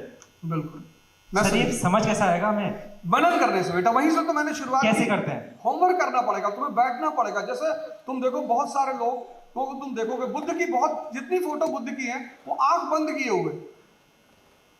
तो दुनिया में जितने भी धर्म हैं सब आंख बंद करके पूजा करने को कहते हैं। दुनिया में कोई धर्म ऐसा नहीं है जो आंख खोल कर पूजा करने को कहते हैं, क्योंकि जब तुम आंख खोलते हो तो तुम्हें दुनिया दिखाई पड़ती है, और जब तुम आंख बंद करते हो तो तुम्हें तुम दिखाई पड़ते हो। तो आज अगर तुम, विवेक सर ने तुम्हें इन्फ्लेशन पढ़ाया और तुम घर आए बैठे और अपना आंख बंद किए और तुम पहुंच गए अमेरिका, तो तुम्हें वो हजम कभी नहीं होगा। ये करना है सर, सेल्फ इंट्रोस्पेक्शन करना पड़ेगा। Introspection. Okay, thank you sir. इनको भी दे दो भाई। हाँ मैं दे दूंगा। सर मैं ये पूछना चाहता हूँ कि 2019 में आपको कोई नहीं जानता था। मुझे तो आज भी कोई नहीं जानता। नहीं सर, वैसे आज इतनी बड़ी हस्ती बन गए हो, आपका संघर्ष बता सकते हो लाइफ के बारे में? देखो यार ये एक बहुत लंबी कहानी है, आज से 20 साल पहले। नहीं सर, ऐसा सुनो मेरी बात। देखो बताओ, दूसरों की संघर्ष की कहानी सुनकर मजा बहुत आता है। जब खुद के संघर्ष में मजा आने लगे तो तुम समझ लो तुम महान बनने जा रहे हो। अब मैं सूत्र बता देता हूँ ना, तुम मेरी कहानी सुन के क्या करो, हो सकता है मैं कुछ गलत भी बता दूं। तुम अपने संघर्ष का मजा लो, क्योंकि जो राम बनेगा, जंगल जाएगा, संघर्ष करेगा, वही राजा राम फिर भगवान बनेगा। तो जैसे मैंने संघर्ष किया है वो तुमको भी करना पड़ेगा, कोई बच ही नहीं सकता, लॉ है, रूल है। इसी संघर्ष से तो लोग भागना चाहते हैं, वो भाग ही नहीं सकते। तो मेरी कहानी सुनकर तुम कुछ देर के लिए उत्साहित तो हो सकते हो, लेकिन तुम्हें फिर अपनी कहानी सुनाने का मौका शायद ना मिले। तो तुम आज एक काम करो, मुझसे एक सूत्र लेके जाओ, अपने संघर्ष का मजा लेना शुरू करो। और आज से 5 साल बाद कोई लड़का तुमसे ये सवाल कर रहा हो और फिर ये सूत्र तुम वहीं से आगे बढ़ाओ। Thank you sir. सर एक चीज और, अनअकैडमी की शुरुआत जैसे आज मान शिक्षक बैठे हुए वो सबसे पढ़ा रहे हैं, लेकिन सर मतलब आपने भी मेरी पढ़ाई थी, लोगों को पढ़ाया था, लेकिन आपको जानता नहीं, फिर आप उनको प्रचार लगाए, प्रचार दिखा रहे। तुमको दुख हो रहा है?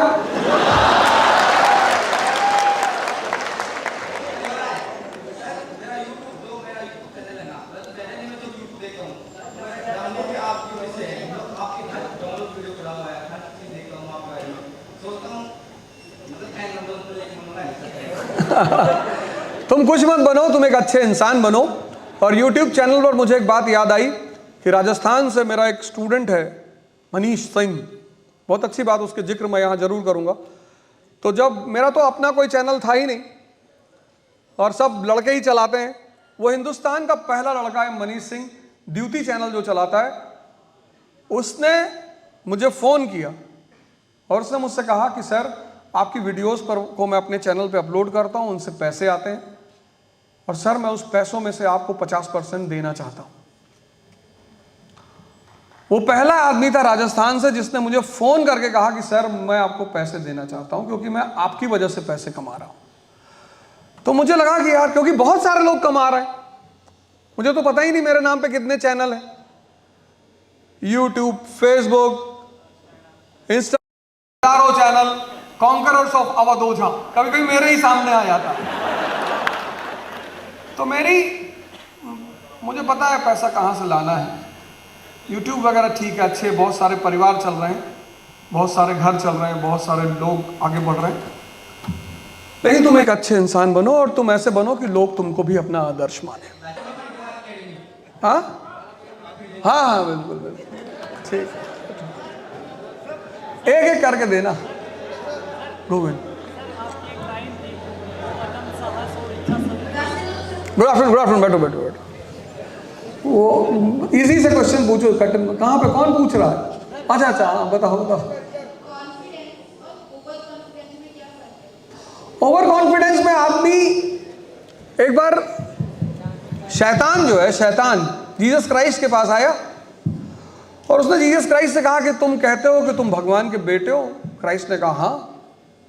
कहा अगर तुम भगवान के बेटे हो तो जो सामने तुम्हारे पहाड़ी है, अगर तुम इससे चढ़ के नीचे कूद जाओ तो भगवान के फरिश्ते तुम्हें पकड़ लेंगे। क्राइस्ट ने कहा हाँ। कहा तो कूद के दिखाओ। तो उसने कहा बेवकूफ, मुझे पता है मैं भगवान का बेटा हूं, तुम्हें भी पता है, लेकिन मुझे दुनिया को दिखाकर यह साबित नहीं करना है।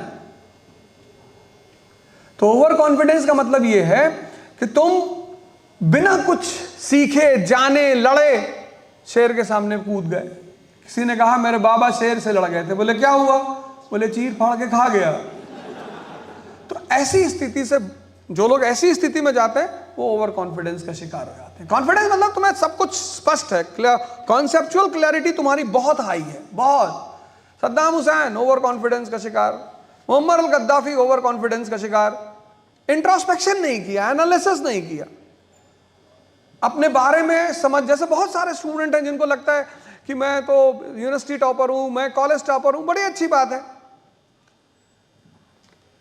ऐसा थोड़ी कि सिर्फ आईआईटी के लोगों का ही सिलेक्शन होता है, नहीं। अगर सिर्फ आईआईटी के लोगों का ही सिलेक्शन होता तो फिर ह्यूमैनिटीज के लोगों को तो तैयारी करनी बंद कर देनी चाहिए। आईआईटीज की संख्या ज्यादा है, उसकी वजह क्या है कि वो मेहनत करना जानते हैं। जैसे ह्यूमैनिटीज का लड़का है कि जिंदगी में बहुत पढ़ा होगा तो 2 घंटा पढ़ा होगा, और 2 घंटा जिसने 5 साल पढ़ाई की है, जब वो पहली बार आईएएस की पढ़ाई में कूदता है तो पहले 10 दिन वो 15 घंटा पढ़ता है, इतना ताव में होता है। हिंदू खरीद लेता है, योजना, कुरुक्षेत्र, डीडी बसु, बस कोमा में चला जाता है। तो ये कोमा में नहीं जाना है, ठीक है ना? Hello hello hello, yes, good afternoon, good afternoon. अरे भैया मिलेगा, एक मिनट, एक मिनट, तुम्हारे क्वेश्चन लेंगे इसका, बताओ। जैसे कि यूपी से बलिया डिस्ट्रिक्ट से आते हैं। अरे भैया नमस्कार।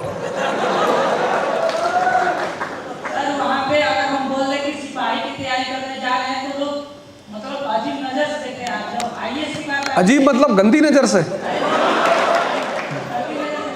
तुम सिपाही की तैयारी करने जा रहे हैं, जब आईएएस की आती है सर तो सर से लेकर नीचे तक पटक ही देते हैं, मतलब इतनी बेइज्जती करते हैं कि पूछिए मत। असल में अगले टाइम 12th में फेल हो चुका था, इस टाइम पास हूँ यूपी बोर्ड से। देखो हम जो मिडिल हम जो मिडिल क्लास के लोग हैं ना, उनके पास एक बहुत प्यारी चीज होती है, बहुत प्यारी चीज उन्हें समाज तोहफे में देता है, बेइज्जती। क्योंकि जिन्होंने बेइज्जती को चुनौती के रूप में लिया, वो चाहे चाणक्य हो और चाहे डॉक्टर अंबेडकर, वो महान बहुत बने। मोटिवेशन जो बाहर से ली जाती है वो मजदूरों के लिए होती है कि वो काम ज्यादा करें। राजा मतलब जिसके अंदर 24 घंटे मोटिवेशन बह ही रहा है। तो बेइज्जती इंसान के अंदर आग पैदा करती है। भाई हमारे पिताजी पोस्ट मास्टर थे, हमने जब कहा आईएएस की तैयारी करेंगे, बोले अच्छा पहले इंटर पास हो जाओ, आईएएस की तैयारी करेंगे। फुल फॉर्म पता है? अगर वो व्यक्ति मुझे उस दिन ये नहीं कहता तो मुझे उसमें क्यूरियोसिटी ही नहीं पैदा होती। अगर वो मुझसे ये कह देता कि हाँ अरे बिल्कुल बेटा तुम करो आईएएस की तैयारी, किसी भी मिडिल क्लास के आदमी को बेइज्जती रूपी वरदान से नहीं डरना चाहिए, क्योंकि वही जिस आदमी ने पहली बार मुझसे कहा होगा, क्योंकि हम कैसे गोल बनाते हैं बचपन में, सुन के बनाते हैं।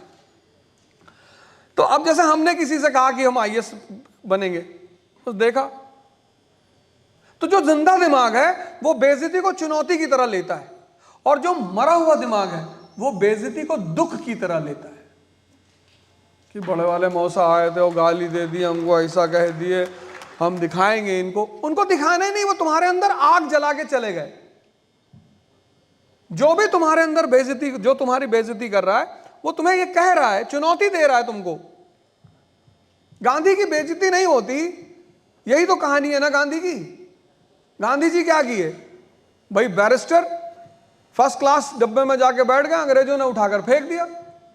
जिंदा दिमाग था, दिल पे ले लिया उन्होंने, कहा तुमने तो सिर्फ मुझे ट्रेन के डिब्बे से फेंका है, मैं तुम्हें इस देश से बाहर फेंक दूंगा। मिलकर जाना है, कहां जाना है? गाँव जाना है, तो आपसे बात करके थोड़ा दूर। अच्छा, मिलकर जाना है, कोशिश करेंगे। चलो ठीक है, कोशिश करने वालों की लेकिन कभी हार नहीं होती। तुम पूछो अगला क्वेश्चन, बैठो, खुश हो, सामान्य हो जाओ, पहले आराम से, डरो नहीं, पूछो पूछो। वही जो मैंने तुमसे कहा था वही पूछना, बाकी मत पूछना।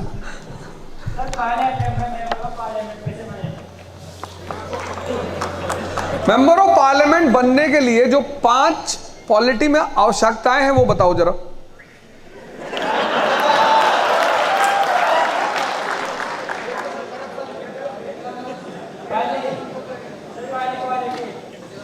नहीं, क्वालिटी नहीं, जो पॉलिटी में मेंबर ऑफ पार्लियामेंट के 5 फीचर्स बताए गए हैं, एलिजिबिलिटी, वो बताओ। कितनी उम्र है तुम्हारी? हाँ, तो कितना साल बचा है अभी इलेक्शन में? 2। वो कहां से लड़ोगे? जयपुर से लड़ोगे? तुम अभी हमसे बाहर मिल के जाना। देखो, अभी मैंने पॉलिटिकल कोचिंग शुरू नहीं की है, पर बहुत जल्दी शुरू करो। दुनिया में राजा बनने की कोई कोचिंग नहीं होती। दुनिया में एक ही कोचिंग नहीं है राजा बनने की, है ही नहीं। अगर राजा बनने की कोचिंग होती तो मुलायम सिंह यादव जैसे लोग इतनी जमीन से नीचे उठकर कभी इतनी ऊंचाई तक नहीं पहुंचे। इसीलिए जब भी कोई आदमी बहुत बड़ा बना तो उसने एक बात हमेशा कही, भगवान का आशीर्वाद। लेकिन तुम कोई बात नहीं, चिंता मत करो, मैं तुमसे पैसे की डील कर लूंगा और फिर मैं तुम्हें बताऊंगा ये सब बात पब्लिक नहीं हो सकती, तो ये सब बात अभी यहां मत करो। दूसरा क्वेश्चन छोटा सा, चलो, सर जो खुद के दम से बिना फैमिली सपोर्ट के कुछ करना चाहते हो, सिर्फ 3 सक्सेस के बोल के बोलो। बिना फैमिली सपोर्ट के? तुम्हारा बैकग्राउंड क्या है, मतलब तुम्हारा 10+2 किस सब्जेक्ट से था? मैथ्स जानते हो? इस देश में physics, chemistry, maths 3 subject 10th class के लड़के को सिर्फ क्रिएटिव होके पढ़ा दो। सिर्फ पढ़ाओ मत। पढ़ाने का एक सिद्धांत है कि जो तुमसे पढ़ रहा है वो तुम्हारी क्लास छोड़ के भागे ना। अगर वो तुम्हारी क्लास छोड़कर भाग रहा है तो तुम समझ लो तुम दुनिया में कुछ समझ ही नहीं पाए। टीचर बनने का जो सबसे पहला, तुम यार फिजिक्स, केमिस्ट्री, मैथ्स 10th के बच्चों को पढ़ा दो, उससे तुम्हारी सोचने की क्षमता विकसित होती चली जाएगी और क्रिएटिव हो गए। कोई भी टीचर, कोई भी डॉक्टर, कोई भी लॉयर जिसने अपने साथ क्रिएटिविटी जोड़ ली उसका विकास हो गया। तो तुम ये काम कर लो। यहां बहुत सारी कोचिंगें होगी 6 to 12th वाली, उनमें से कोई ज्वाइन कर लो। एजुकेशन सिर्फ पैसा नहीं देती, एजुकेशन समझ का विकास करती है। और जितने लड़के तुम्हारी वजह से ऊपर उठेंगे, टॉप करेंगे, वो सब तुम्हारी फेम को बढ़ाना यहीं से शुरू कर देंगे। तो सबसे अच्छा साधन यही है, इसी को अपना। तो तीसरा आपको देखने के ट्रैक्शन कहता था सारी रात नींद नहीं है मेरे को। अरे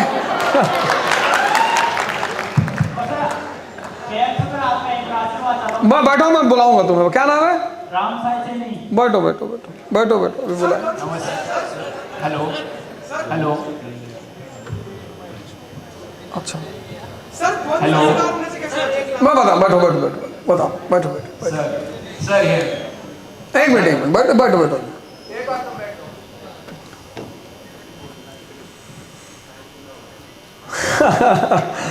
हाँ, बात टाइम की नहीं है, बात फ्लाइट की है। हाँ,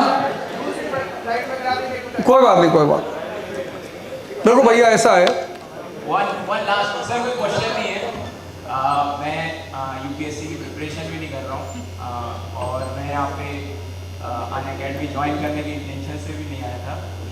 मैं यहाँ पे केवल आपको ग्रेटिट्यूड देने के लिए आया था, because you are not only transforming lives of the people who are preparing for UPSC, but you are also transforming life of millions of people of India. Thank you.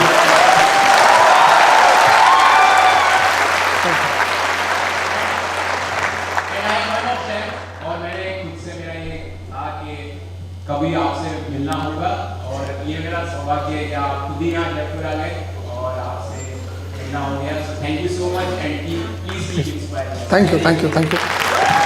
दोनों मैं एक लास्ट घोषणा मतलब इन्फॉर्मेशन आपको देने जा रहा हूँ। इस बार हमारा जो सेमिनार था वो हमें करना ही था, वो हमारे प्लान में था, इसलिए हमें करना ही था। और अभी हमें पता ही था कि आज एग्ज़ाम है, कई सारे एग्ज़ाम्स हैं, तो थोड़ा बिजी लोग रहेंगे ही रहेंगे। लेकिन हम अगले 1-2 महीने में अगला एक सेमिनार जयपुर में फिर से करेंगे, जिस दिन मतलब लोग फ्री रहें और खाली रहें। तो मैं एक काम करूँगा, मैं एक आपको कमिटमेंट दे देता हूँ कि अगले जो सेमिनार, क्योंकि हमारा एक रोटेशनल सेमिनार चलता रहेगा, वो चलेगा ही, तो हम अगली बार जब यहाँ पे आएंगे तो मैं अपना सेशन जो रखूँगा वो सिर्फ क्वेश्चन आंसर का सेशन रखूँगा। मतलब मैं चाहूँगा कि आप सिर्फ मुझसे क्वेश्चन करें, मैं आपको जवाब दूँ, और लेकिन जितने क्वेश्चन मैं आपको लिख के दूंगा उतने में ही पूछना है। तो मैं सभी को यहाँ पे आभार व्यक्त करता हूँ, सबको धन्यवाद देता हूँ, और मैं आप सबको आमंत्रित भी करता हूँ। थैंक यू, जय हिंद।